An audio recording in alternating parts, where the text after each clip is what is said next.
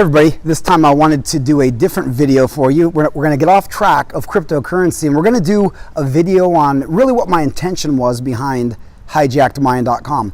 And that is to really reveal what I've learned in my life, everything from mind, body, spirit, relationships, and yes, making money. But I'm going to talk today about my experience and my relationship with ayahuasca. If you haven't heard of ayahuasca, it is a tea that has been around for thousands of years. And the shamans have used it and the indigenous people to wake up. So I'm going to share with you my experience. Now this is going to be the first video. There's going to be about 4 of these because I have done it 4 times. And I wanted to share with you the process I went through to drop the veils that have really awakened me to truth, to understanding things in a whole different way by pretty much unhijacking the mind. So we're going to come to that right after this.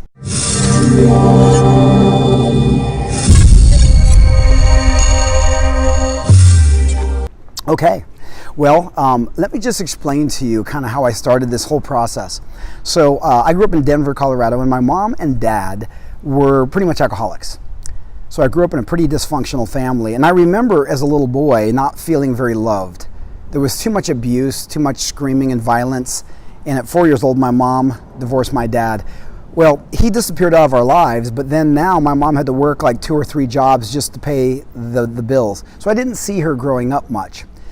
And she was at the bar a lot. So I remember as a little boy feeling like I didn't fit in, like I was a piece of a puzzle in the wrong box. And I always felt like I didn't fit in the world. And I knew that I was very different than a lot of people. And I couldn't put my finger on it, but I just knew I looked at the world so differently. It was in my depression in these times and my search for love that actually, I think I was 12 years old. And I was home by myself and I was watching a televangelist on TV talking about Jesus. And I remember actually getting down on my knees on my living room and praying to the TV that Jesus would make me born again. And the interesting thing about that is I did that because I felt like they were saying, these preachers were saying that he loved me unconditionally. And as a little boy, you know, I'm looking for that. So I became a born-again Christian. From age 12 years old to 28 years old, I spent all those years studying the Bible, going to church, studying prophecy seminars, and really learning scriptures. But it was during this time that I also realized that I didn't feel congruent. I felt like what I was teaching, I was going saving souls and whatever, and I was out there doing this, and I felt so incongruent because I was not happy as a person. Inside myself, I was miserable.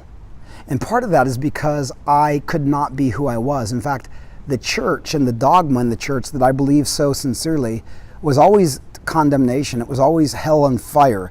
It was duality. And I didn't know what that meant then, but I did know that they were always telling me if I screwed up too bad, I'm going to hell forever.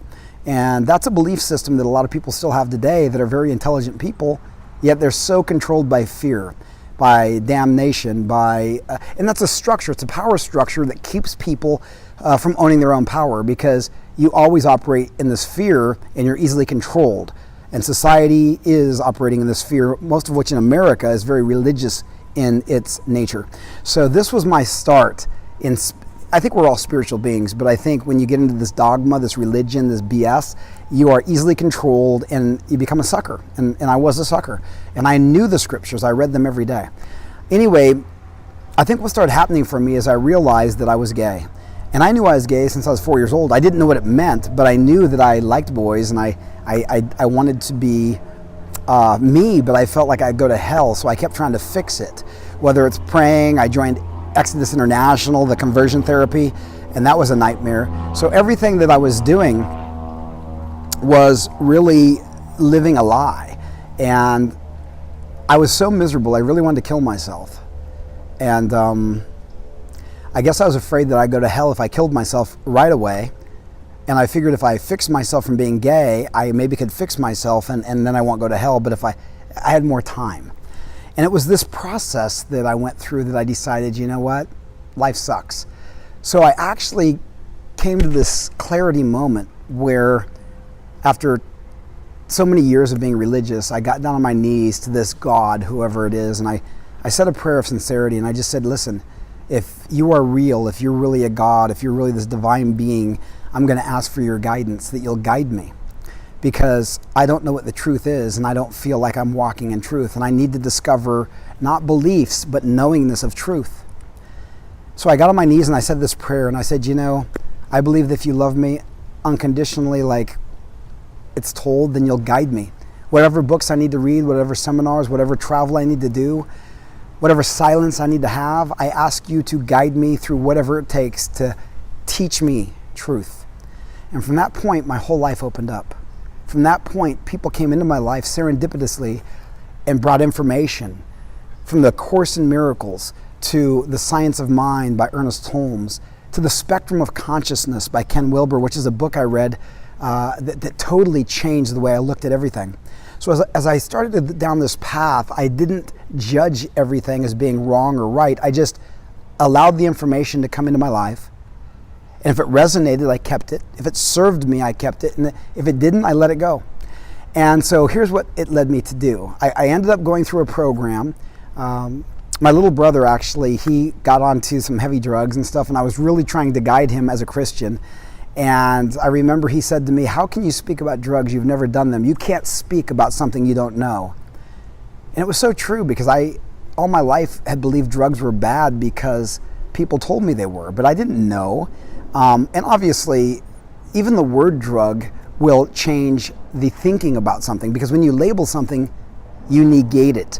So it takes everything that's potential and puts it down into a construct that we've created. And the interesting thing about that was I wanted to experience what this drug thing was about. So the first, I did pot, whatever, and that was no big deal to me. I was like, I don't know why people like this. But then I did ecstasy.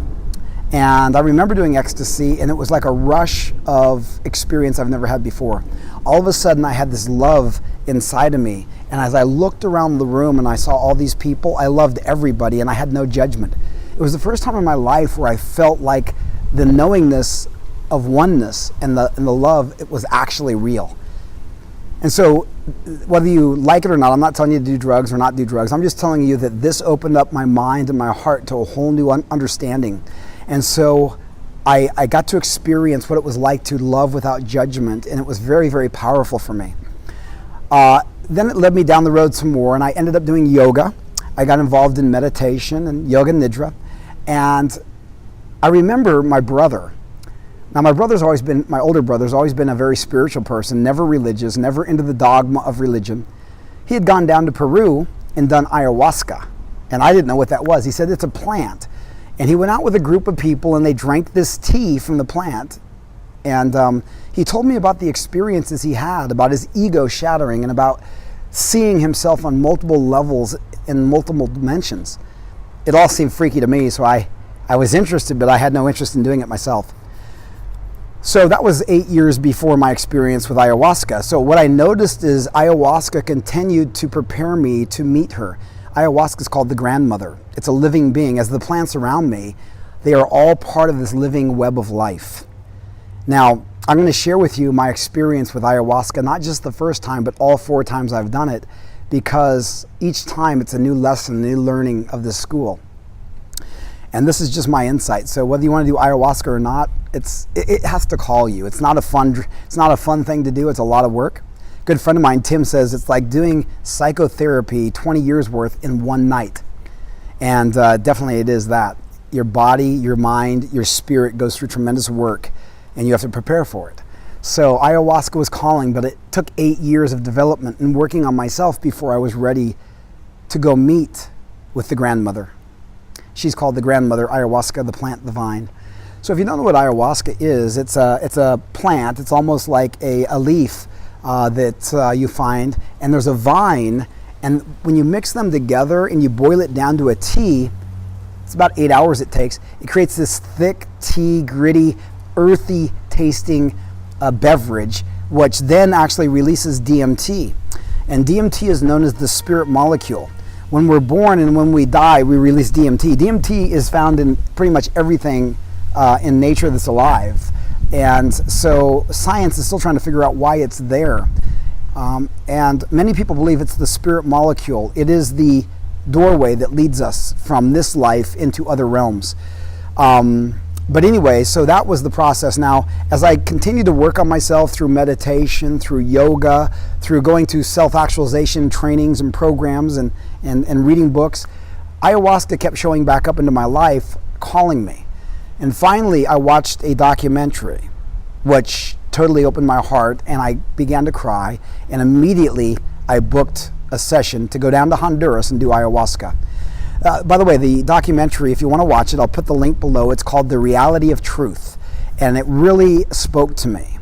And I'll just have you watch it if you want to, but it's a great little documentary about ayahuasca.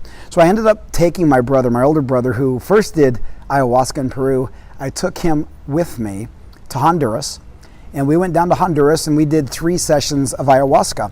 Not with a shaman, we did it with an ayahuasquero. Now, ayahuasquero is somebody who can deliver the medicine, but is not a shaman. Shamans, I think, are a little bit more worked on their spiritual plane and understanding the dimensions when you're working with this medicine. So I went down and we prepared our body, we prepared our mind. We have a certain diet we go through. We start to prepare our intentions of what we're looking to gain, what we're looking to heal in our lives. And we went down there, and I'm going to share with you my first experience with ayahuasca. And then on the next videos, I'll share with you my other experiences, because each one is different and each one is powerful. So this first experience with ayahuasca,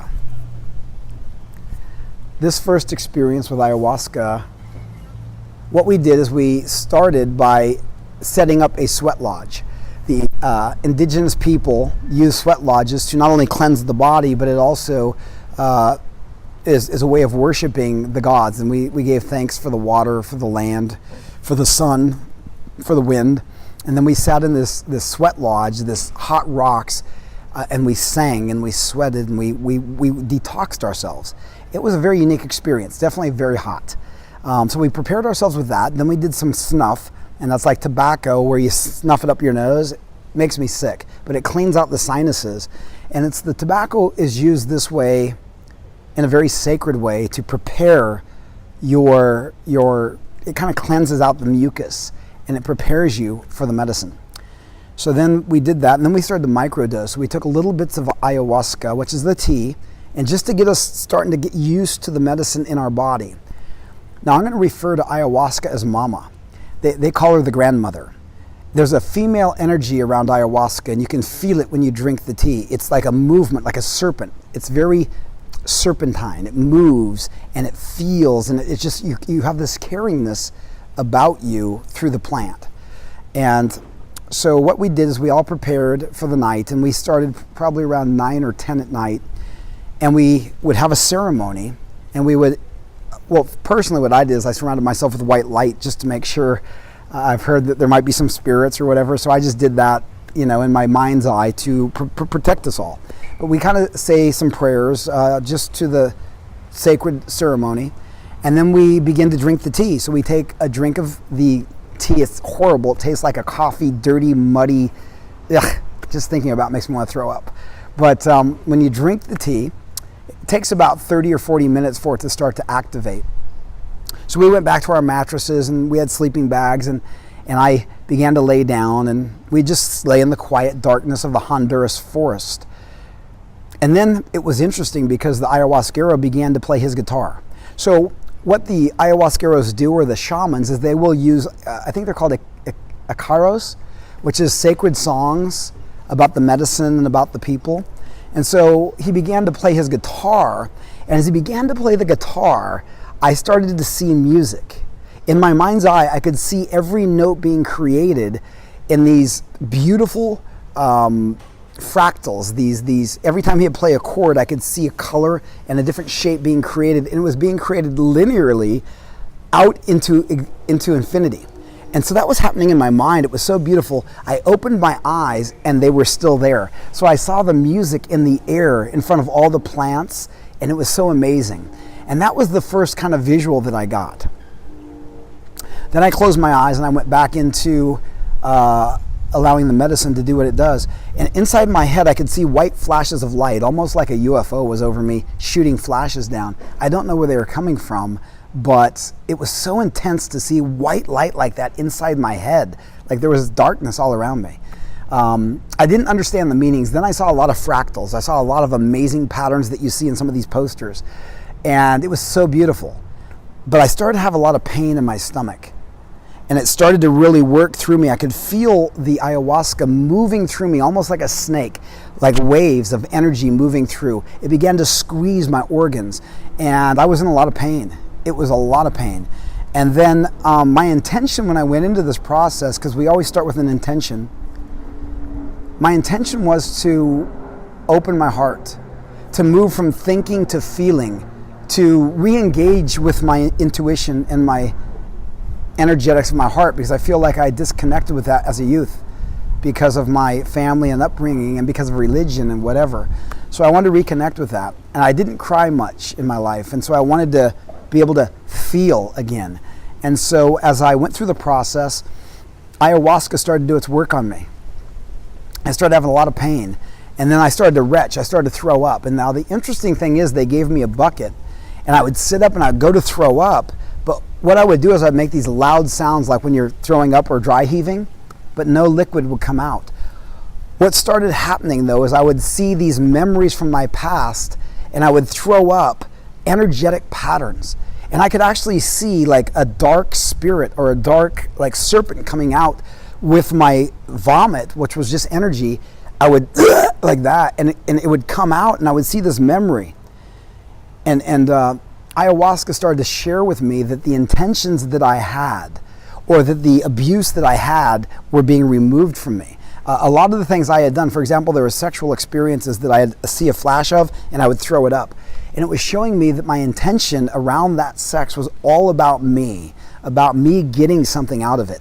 And I started to realize that our intentions are so critical, they activate our DNA. And so I started to throw up all night long. I was in so much pain, and the other people in the ceremony were crying for me. I began to cry. It was so painful. And I wanted to cry, but I had so much pain. And it was almost like I felt a being come from somewhere and put 2 tear ducts in my eyes, and the tears began to stream. And as I started to see these flashes of my family and my dad and my mom in pain, ayahuasca told me it's not your pain, it's humanity's pain. She actually talks to you in a way, or at least to me, she talks to me as if I ask a question and she'll answer it. And I asked, what is this pain? She goes, this is everybody's pain. You're experiencing not your pain, but the pain of humanity. I began to see how clearly we're destroying ourselves. We're destroying our life, the forest, the water.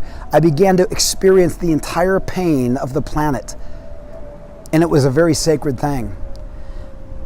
Everybody else was vomiting and getting rid of their junk, their patterns, their blockages, and I couldn't get it out. They were kind of done with it, and I'm still in this great pain crying, and everybody's attention was on me because I was in wailing.